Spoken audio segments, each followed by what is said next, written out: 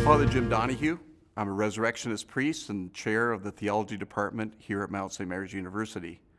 And I'm here to answer the question about what it is to be a disciple of Jesus. Mark's Gospel gives us some great insights. In particular, chapters 8, 9, and 10 give us a section where there's a pattern of stories where Jesus talks about his upcoming passion and death. And it's always followed by a story that shows that the disciples don't understand. And that becomes the occasion for Jesus to teach about discipleship in the form of a paradox. So in chapter 8, Jesus says he must go to Jerusalem to suffer and die, and Peter says, "Don't go."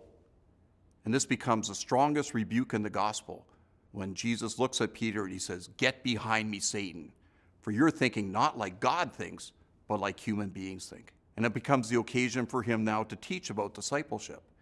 And he says, if you want to save yourself, you must lose yourself for my sake and the sake of the gospel.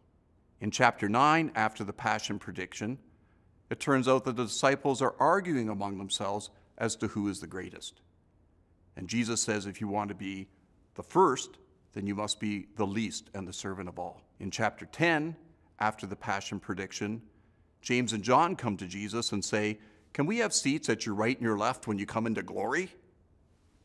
And Jesus says, if you want to be the greatest, then you must be the servant of all. This is the path of discipleship, to learn to lose yourself for the sake of another, to be the least, to be the servant of all.